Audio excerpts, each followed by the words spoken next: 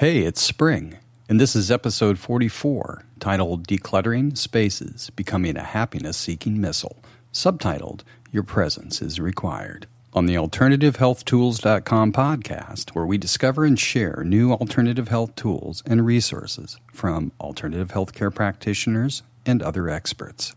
What do you say? They're usually calling me, and so I let them lead the way. You have to really meet someone where they're at, and they need to feel safe with you because it's a really intimate process. So just someone who has an issue with clutter, allowing you into their home is a huge step. And so I come in with, just the most loving, utmost respect for the clients that I'm working with and the courage that it takes for them to even call me. You just meet them where they're at, and I just start teaching them little by little, and each person is different. Like, I can talk about energy with some people. I can't even mention energy with others or even talk about inner clutter with some people. And then other clients, I'm spending most of my time really trying to keep them on focus and not wander off somewhere else in the house.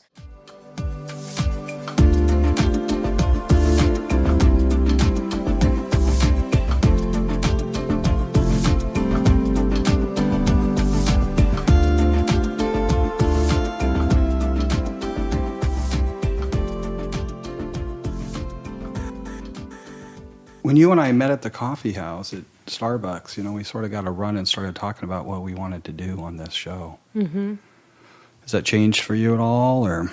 No, I'm just open to wherever it goes. I'm like, just trust in the process. I'm like, I'm going to be interviewed. Okay, we'll just see what happens. I'm not going to think about it. I'm not going to worry about it. I'm just going to go with the flow. We'll see what goes on. Nice. Because I'm one of those, like when you go to the networking meetings, I don't have like my 60-second spiel or anything like that. So when it comes to all that kind of stuff, I'm all like... So you typically come from the heart? Yeah.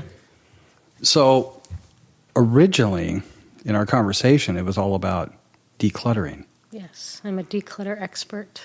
Yes, I believe that after talking to you at the coffee house, yeah. So what does that mean to most people, decluttering? When people hear the word declutter, they automatically think of, stuff they have stuffed in drawers or away in closets or clutter in their homes. And yeah, physical clutter is definitely clutter, but most people don't realize that clutter is just a symptom, just like drug addiction or overeating or gambling. Like, having clutter is just an external symptom, which can go from, someone who has minimal clutter all the way ranging up to hoarders who have loads of it, So it has both polarities as well. You're not really working with stuff, not external stuff. You're also working with internal stuff. I prefer to teach people how to get clutter at the root. I mean, I do work on the physical because you have to be willing to meet people where they are. And most people have to start on the physical level first because they have physical clutter in their homes and they want to get something done with that. And by getting in through the physical clutter, I'm able to teach them about what the internal clutter is and move in that direction. But it does start with the physical piece coming in, working with someone. That's kind of where they come from because they have clutter. It's overwhelming. They're feeling overwhelmed and just unhappy and not knowing what to do with it. So they're always looking for someone to come in and help them get started. But they don't realize at that point that that clutter is just a symptom of something deeper going on. And we can address the clutter and clean it up and neaten it up. But if we don't address the underlying issues, then the clutter is just going to come back. Right. The surface is going to be covered again. Right. You're going to be in disorganization again until we get to the root.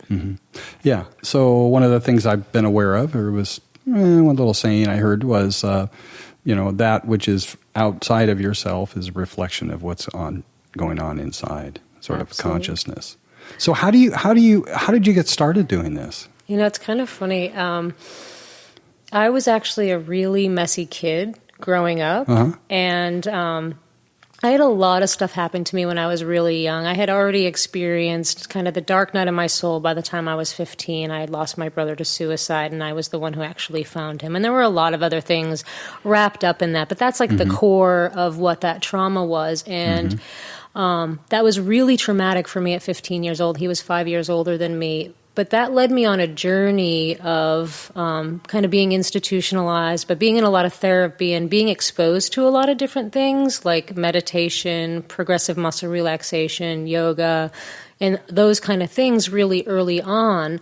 And what started to happen was I learned how to be present with what was going on with me, the emotions that I kind of stuffed inside from that trauma, and, seeing clearly the limiting thought patterns that I was having, the repetitive thought patterns, which are just our beliefs. And what happened as I started to heal that stuff is I naturally became organized. It wasn't something where I started to learn organizing skills. I just naturally became more organized, more grounded, and needing clear space in my life as I did the inner work. And I hadn't made any connections yet. I hadn't even been interested really in organizing. And so what I did is, because I was introduced to energy work and that kind of stuff and yoga meditation, I took an energy healing kind of segue and got my Reiki certification and was interested in that.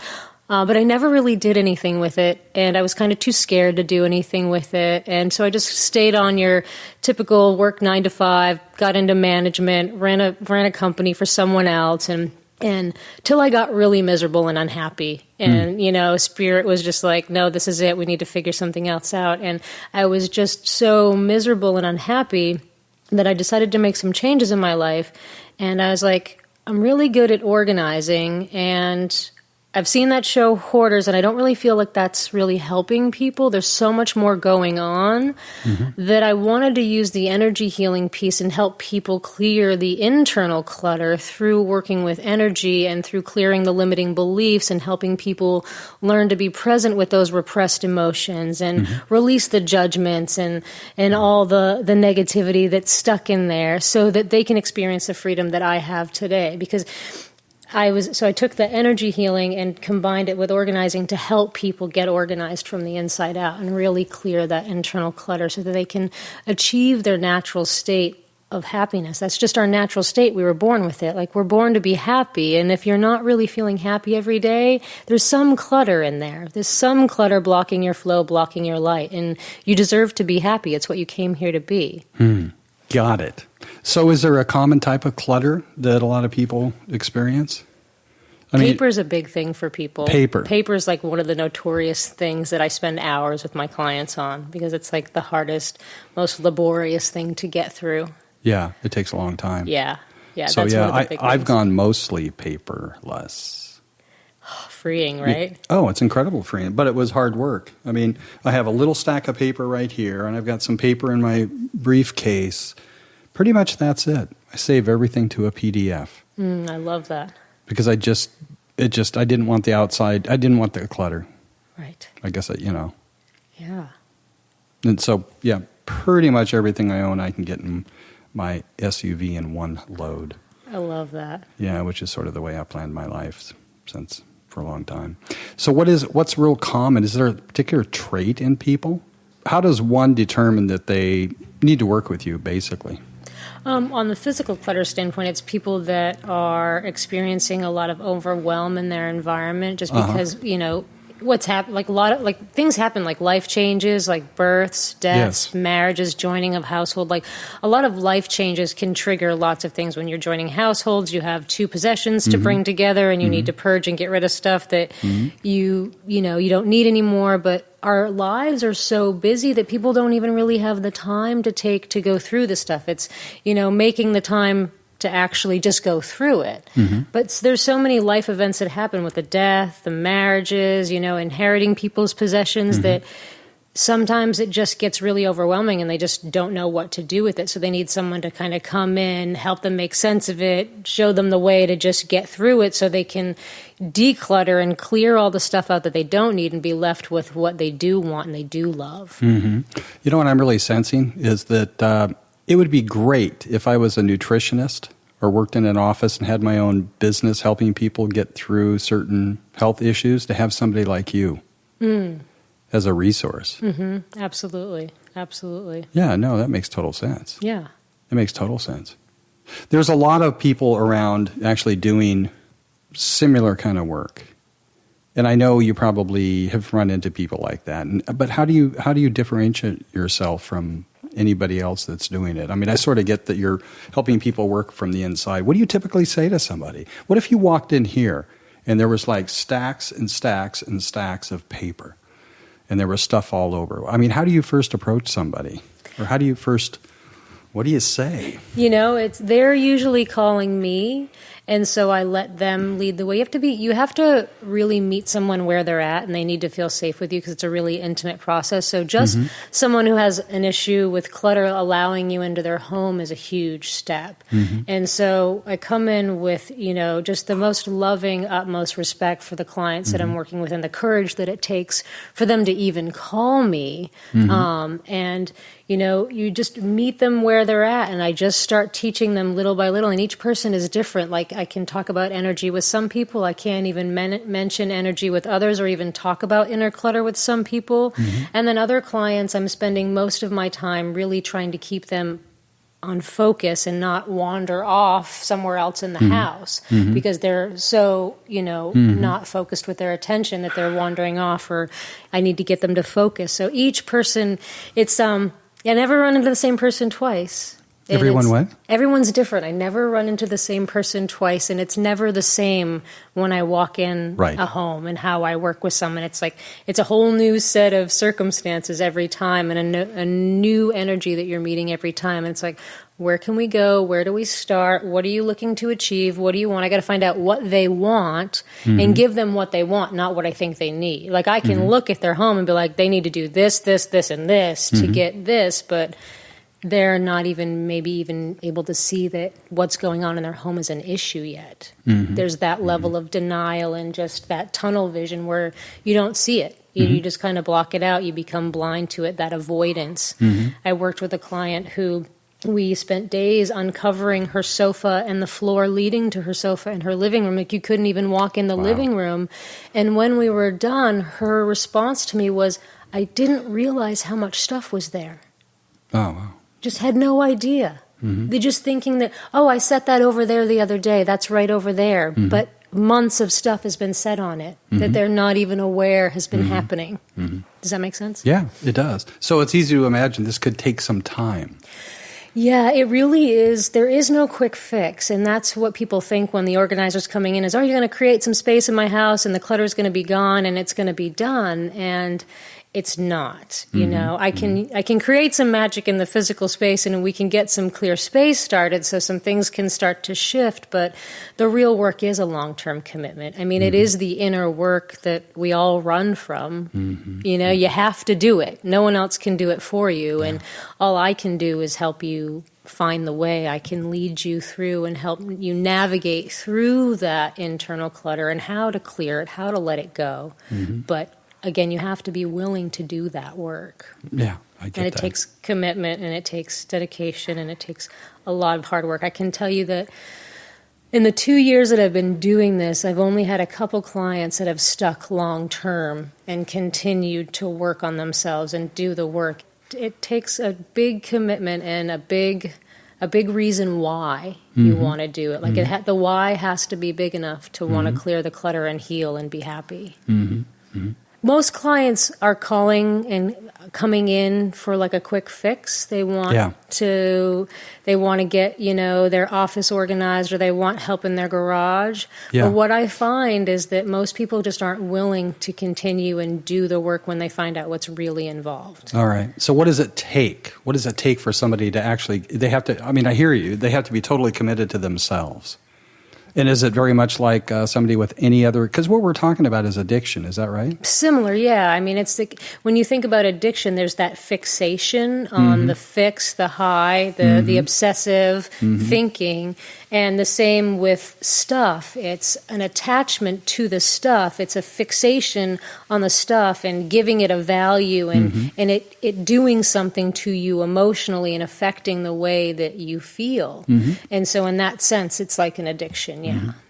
And when you go through life and you are fixated over time as the years goes on, you become very rigid and very hard. And so it's like, I don't know who the quote is from, but that Buddhist quote, the world is entangled and entangle, who can untangle the tangle? It's like the knot gets tighter as the grip continues through life and we keep accumulating. And so the longer it's been going on, the more the stuff the more the unraveling and the more gentle you have to be and soft and slow you have to be with the person. And it's a very delicate process to help someone unravel that fixation on stuff. Yeah. So you must have ongoing programs or something, right? Yeah, I have long-term programs for people who are willing to really commit to doing the work, where we work intensively, twice a month on the phone. It's really, the internal work is through the phone. I mean, I can go to people's house and do physical clutter all day long, but the real work is through the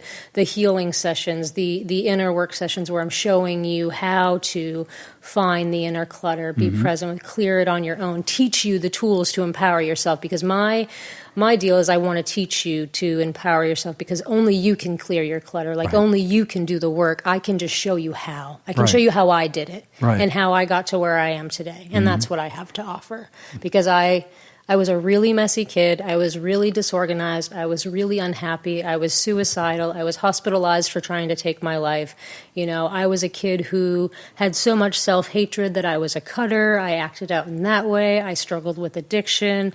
I've run the gamut of all that stuff and been as far down on the scale as you possibly can go when it comes to unhappiness and despair and feeling like there's no hope and all of that, and just not caring about your environment, not even being able to even care what's going on. The clutter is just around you, and you can't do anything about it, to doing that inner work on myself and committing to myself that I wanted to heal and that I wanted my experience to help others, and to be able to sit here and have the level of happiness that I do today.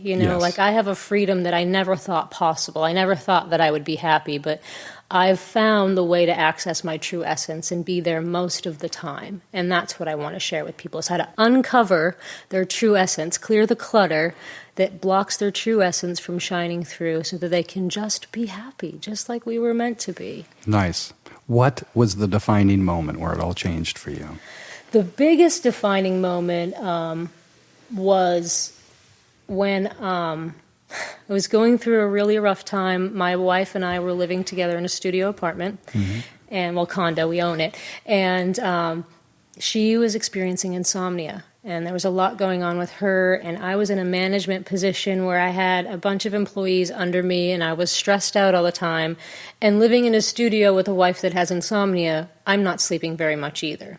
So we went through a really long period of time where we were sleep deprived, we were miserable, and I just spiraled. And like in my 30s, I'm experiencing that depression and despair and like not wanting to be here again anymore. And I'm like, what is all this? Like, I thought I finished this when I was in my teens, I'm going back here again. Something's up. What's going on? And then, I remembered everything that I ever studied in Buddhism and Taoism and yoga, and just that our essence, our natural state of being is just one of joy and bliss and happiness and peace and serenity, and just that knowing that no matter what, everything is all good. Like, I knew that in my heart, and I was like, okay, if I know that I'm going to commit to seeing if I can make that happen for myself. And I just made the decision that I was going to put my happiness above everything else. I was going to put it above my wife. I was going to put it above my job. I was finally going to commit that my happiness was the number one priority in my life. And so by doing that, I just started setting time aside each day to spend time with myself, to be in meditation, and just reconnect to spirit, source, whatever you want to call it. And because I was so committed to my happiness, whatever you put your attention on grows. So I made the commitment that I was going to deliberately put my attention on things that made me feel good. And so wherever I was, sitting in traffic, I'm looking at the trees or the birds or whatever, instead of getting road rage in the car. So making that commitment and showing up for myself, within a matter of 3 months, the most amazing changes happened in my life. We were in a studio, and my wife's insomnia was because she was worried about her mother, who had some health conditions. And we were able to buy a house and move her mom in with us, which alleviated my wife's anxiety. And then within 3 months after buying our house, I was able to quit that job where I was absolutely miserable, and I took a position as an assistant with a couple people who wound up not needing my services, and I had a contract for a year, so they had to pay me out my contract for $50,000. So I took a year off and formulated Decluttering Spaces, and that's the time that I took to combine what I was doing with the energy healing years ago with how organized I am today, and really helping people get to the root of where the clutter starts from, where the unhappiness starts from. It sounds like it started with a decision. Yeah, that's the first thing.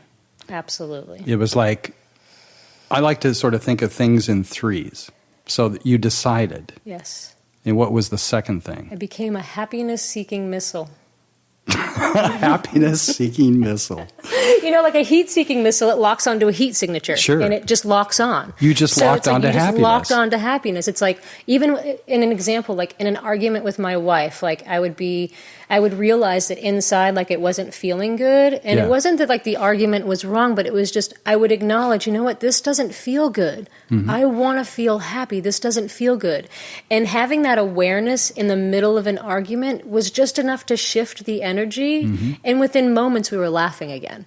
Nice. You know what I mean? Yes. So it's that commitment and that decision, and the decision has to be made moment to moment to moment, mm-hmm. you know, because there's plenty of moments where I don't choose my happiness. Right. And, you know, I'm human.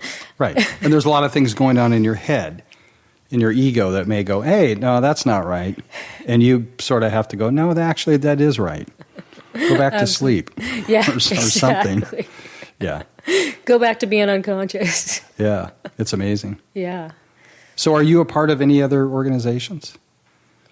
No. You've studied on your own. Yeah, you know, I was told when I was 15 years old by a teacher that I was autodidactic, which means self-taught. Yes. And it's just, I've been a voracious reader and studier since I was a sponge, since I was just a little kid on all things spiritual. Like mm-hmm. I came into this world just connected to Source and knew it, and mm-hmm. knew that we were all brothers and sisters, and mm-hmm. my life just took me on a journey that and it just led me to all kinds of amazing people. I mean, my mm-hmm. family's not even religious at all, mm-hmm. and not anything like that. And I had a friend of my mom's when I was younger actually take me and introduce me to Christianity and brought me into pioneer clubs. Like, my parents didn't bring me into anything. So I attracted that into my life to bring me into this path, which just led me, you know, I was introduced to Christianity for like 8 years and indoctrinated for a while and came out of that.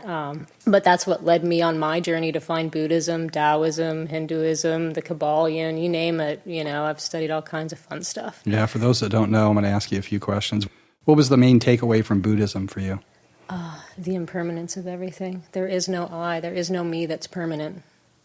There is no me that can even have karma accumulated because I'm not permanent. Mm-hmm. Who am I to? Who is the me that's going to come back in the next life? Mm-hmm. Nice. And what about the Tao? The Taoism is, it's just it's nameless. It's eternal. And it's just I love Taoism because it's about being a leader and not a butcher. Being a leader? And not a butcher. It's about learning how to be a leader without being a butcher and, mm-hmm. Help people without harming people. Mm-hmm. It's just such a beautiful, I have this the Shambhala Classic Pocket Edition. It's mm-hmm. like the little edition. Mm-hmm. And a chiropractor that I used to work for when I was younger, Dr. Tom McFadden, he gave me that book, and that book has stayed with me forever. All the pages are folded down and flopped through, and it's like one of those books that I'll just go pick up and like flip to a page, and that's what the reading for the day is. Yeah. I always go back to that book. Yeah, that's your inspiration, and actually you work with that inspiration throughout the day? Yeah. Reflect on that. That's how I used to study. I mean, I read books and all the rest of it, but then I would take something, read a few lines, maybe a paragraph, and just see how it would apply in my life for that day. Yeah. And at the end of the day, I would assess it and go, yeah, it makes sense. Mm-hmm. See how it applies. What other studies? Oh, excuse me. God, I lose track. One of my favorite authors that really blew my consciousness open, two authors, was Barbara Hand Clow and Amora Kuan Yin. And I don't know if you've ever heard of the Pleiadians or mm-hmm. the Pleiades star system. So when I was 19 years old, this book landed in my life called the Pleiadian Workbook. Mm-hmm. And in that workbook was and this was at the time where I had left Christianity and I was done with Christianity because they basically told me my brother was burning in hell for committing suicide. And so I was done with Christianity at that point. It stopped answering my questions.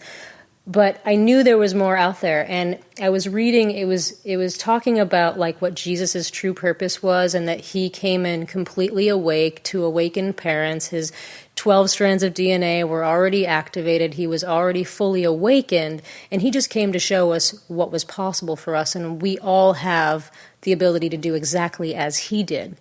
And so from that point on, I realized that it was possible to not have to experience a physical death, that we could actually ascend and raise our vibration high enough that our body just disintegrates and we move on. And so from that point on, I became so involved in learning about, that was like when the Mayan calendar was big and coming out. Oh my God, the Mayan calendar. So you were talking about Barbara Hand Clow. Oh yes. So you were talking about the Mayan factor. Yes. You were talking about Bear and Company. So Barbara and I have known each other.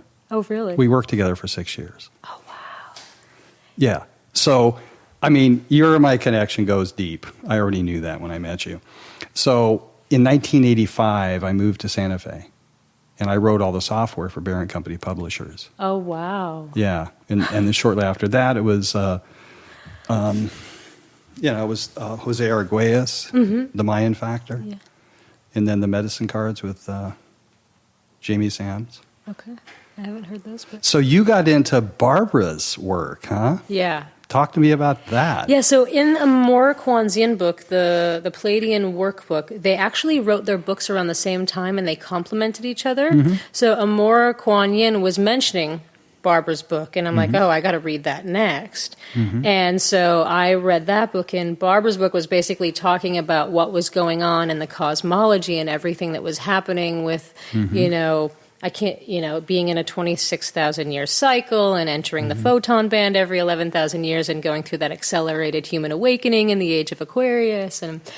And I was just a sponge and sucked into it. And that book stayed with me forever, and I've read it multiple times, and I've introduced it to so many people. But it was all coming out when like everybody was talking about the Mayan calendar, and they thought it was going to be the end of the world. No, it's like we're all like waking up, like we're all accelerating, and talking about how the energy is accelerating, at an exponential level every year as we enter the photon band. And I think back in when I got the book, it was like 1997, just about 1998, when our sun was just starting to enter the photon band or go in full time or something. It was like such a huge time that I even found the book. So that really transformed me, because then it really gave me, for me, it answered the true questions about Jesus and what I felt like his true mission was. And so like I just exemplified my life. So what did you feel his true mission was? Well, he really came to show us that it's possible to transfigure, that like spirit descending into physical matter and fully embodying in a physical body and being like 100% with our spirit in our body is possible.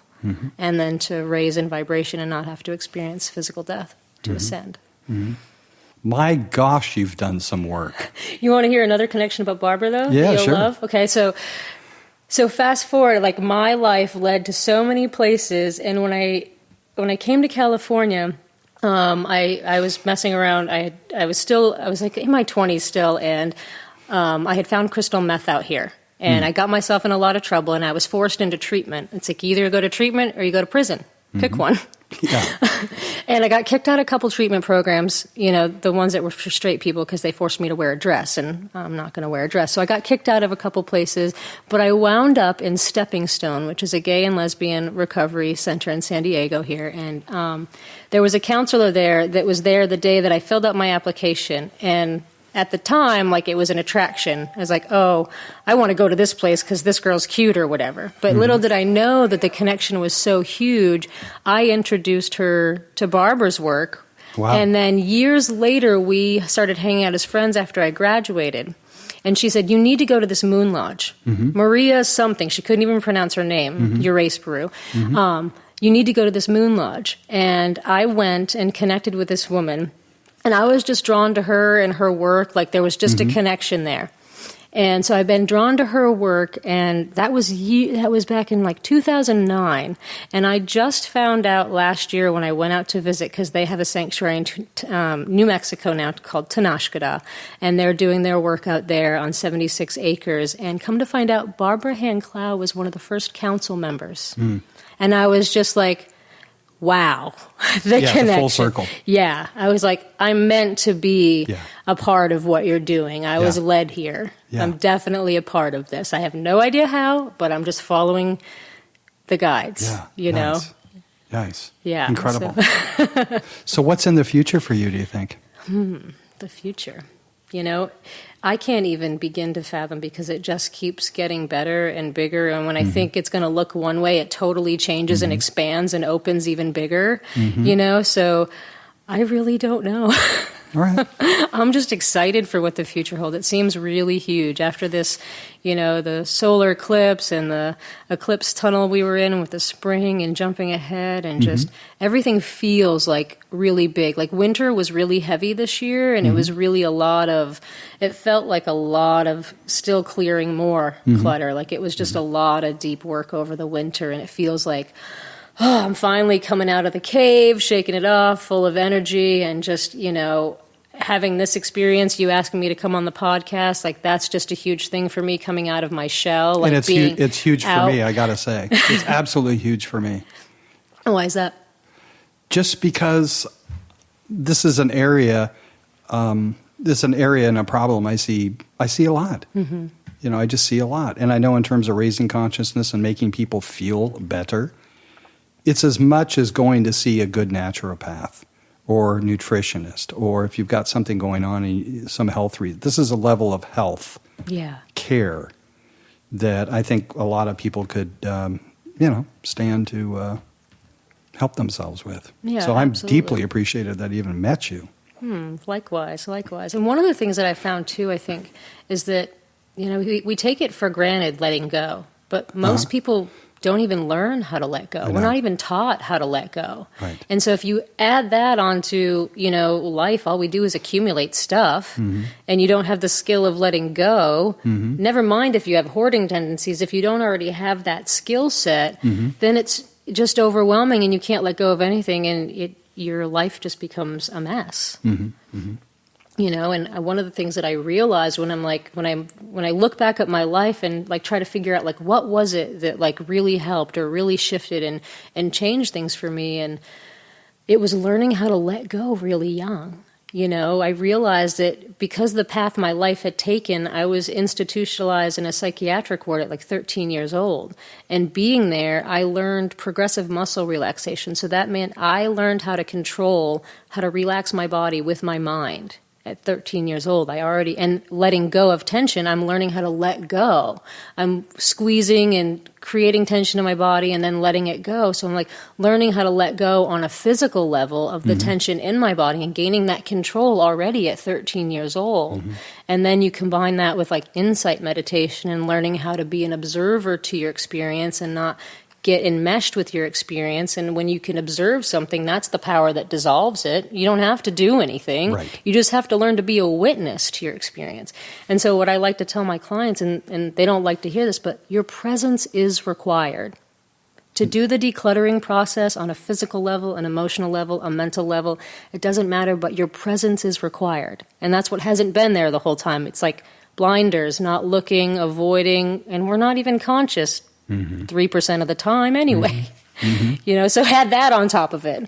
Yeah. No, it's an incredible path to self-awareness. Yeah, it's really, really nice. What is the best way for people to sort of find out more about you and get in touch with you? The easiest way to get in touch with me is just go to my website, www.De-Cluttering Spaces, just like it sounds. And there's a little pop-up on the bottom right-hand side that will pop up that says Contact Me. You can leave your information, your email address and phone number, and let me know what you want to talk to me about. So it's decluttering.spaces.com. Yes. Decluttering.spaces.com. Did you hear that? I said decluttering spaces.com. Anything else you'd like to say? just to let people know that if they are interested in working with me, it's springtime. So for the physical level, if you're looking to get, a handle on some of the physical clutter, I have a 3-hour special going on for the spring that's $99. Oh, really? Yeah. What does that include? It's a 3-hour session where I come in, we kind of assess what's going on, what you want to achieve, and get a good area clear for you to create some clear space in your life and start introducing you to, what some of the internal clutter is and what that's like and what the real work entails. But it's a good introduction where we also get to meet because it's such an intimate process that nobody really wants to commit to a long-term commitment if you haven't met someone. So I like to work with you for a few hours and see if it's a good fit for both of us because if, it might not be a good fit for me either if you're not someone who wants to do the work type of thing. Right. So it's a good way to just see if it's a good fit on both ends and, if we like working together and what the next steps are. Yeah, nice. Yeah. Well, thanks for being here. Well, thanks so much for having me. What an honor. Yeah. I'm glad I found you. Great. Yeah, I'm glad we found each other. I know. It was like we met at the mixer, and I was totally like wallflower most of the night, and I had my other wallflower with me and decided we'd go walk around and say hi to people together. Yeah. And then at the end of the night, I realized there's this whole table of people I hadn't even said hi to, and I just forced myself to walk over, and you were at that table too, standing there. Well, I was standing there. Yeah, you were sitting there. Yeah. And Yeah. it was some people I had never met before. Yeah. So that was great. That's great. All right. So everybody out there, it's really would love to hear any of your feedback. You can go to the website, alternativehealthtools.com, the podcast, and there's a Contact Us page. And if you have any questions at all of the show notes will include the links to Mel's website and also pretty much everything else that we mentioned. And so, anyway, I really encourage you to drop on by and leave us a note. We'd love to hear from you. All right. Thank you so much.